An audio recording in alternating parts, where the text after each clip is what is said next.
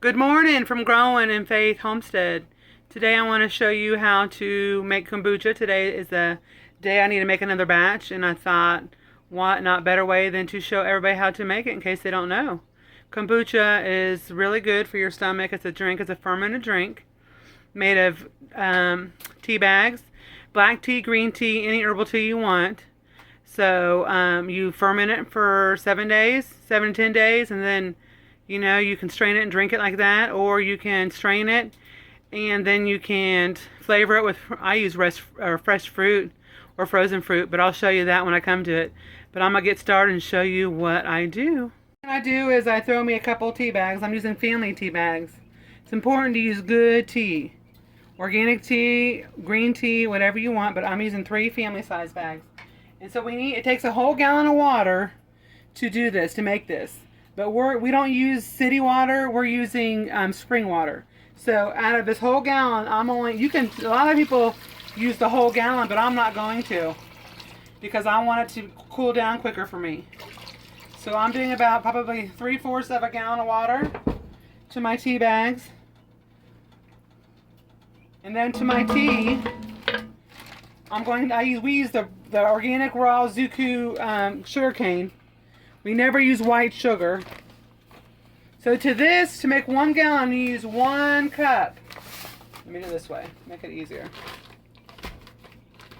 1 cup. This is a 1/2 cup, so I'm using 2 of these. And you want to get the tea, you want it to steep, and you want to get it nice and boiling hot to where it will steep the tea for you and melt the sugar. So this is going to take a few minutes to do, but the important thing is in order to do the kombucha, you need to have a mother. I have a mother mushroom. And you always preserve a 1/4 cup for your next batch. So in this jar I have, for my last batch, I have my if you want to zoom in, you can see. There is a mother mushroom in there, and a 1/4 cup of this. So we're going to add 2 back to my jar once we get the tea in there and it cools down to room temperature. Then you want to add the mother and the reserved kombucha to that. So we'll come back in just a few minutes, but I want you to look it up for yourself, what kombucha is good for. If you have problems with digestion, acid reflux, constipation, or whatever, check it out, because kombucha is really healthy for your gut. It gives you all the prebiotics and probiotics that your belly needs. So he's going to put me on camera. But it's just important that you take good things into your gut for good digestion. So right now my water is coming to a boil. You can see this. We're going to let this boil and steep for probably a good 10-15 minutes. And if you want to mix it, sometimes I mix green tea with black tea. It usually takes 7 regular tea bags. So you want to use a good tea, a good brand tea, not with pesticides and stuff in it.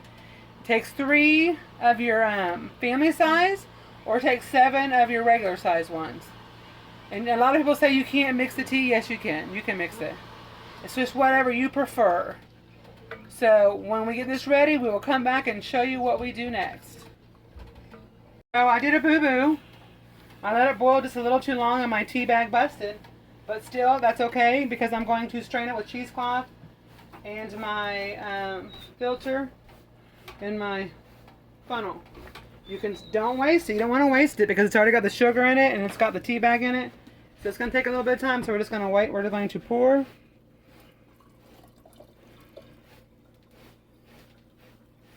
I'm just going to strain it. Now, you don't have to make homemade kombucha. You can go to the store and buy it already made. But why not make it with pure ingredients that you know what you're putting in it, and a whole lot cheaper price. So I spilled a little bit of that, and you can see in my tea bag where it busts, but that's okay.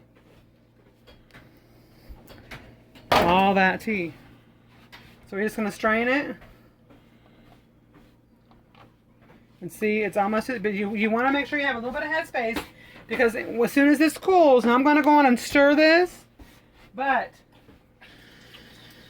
make sure you have you want to stir it good, because that's the sugar. The sugar's already melted in the water. And see, that's why I done about a third or a fourth of the water, or I never really measured it, but it takes a while to cool down. If you was to heat the whole gallon up in the pan and do it with the tea and the sugar, it would take several hours for it to cool down. So I do it the quick way. I still do the water with the sugar, just less water. It still makes it the same strength. And we're going to come back probably in about 30 minutes. It'll be nice. I mean, you can already feel it's cool to touch. But you want it to be nice and cool before you add your mushroom in your kombucha reserve, or it's going to kill the mushroom. And like I said, you can go to the store and buy, they have all different kinds of flavors out there, but it's pretty expensive. I'm not knocking them, but you can make it cheaper at home and flavor it the way you want, and make sure you have good pure sugar, good pure healthy tea bags. You can play with it the way you want. You can flavor it the way you want, a whole lot cheaper at home. So we'll come back to you in just a few minutes, and then we will show you what I do. So it cooled. Now I'm just going to open my jar up with the reserve that I have and pour the reserve in there. And sometimes you will see that when you want to make sure you have clean hands, when you pull the mushroom out, it always likes to reproduce, and it has another mushroom. You can sell these, you can give these away. You don't really want to throw them away. So you can keep them.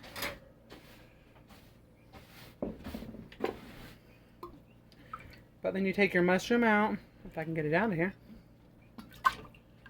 and you put it in your jar and you just stir it around. You see it at the bottom, you'll see it up there. It'll just float. And I always use the same cloth. I always keep one cloth I use. You cover it, and then I always take a rubber band and make sure it's snug. And then what I'll do is I will sit it on my counter away from everything for about 7 days. Now in the wintertime, it may take 2 weeks, between 7 to 14 days. But now this spring it's warmer, it might ferment probably 7 days, 7 to 9 days. When you take it off, take the top off, you should see that it'll grow another mother. It should, if it's didn't grow another mushroom, then something's wrong, something happened.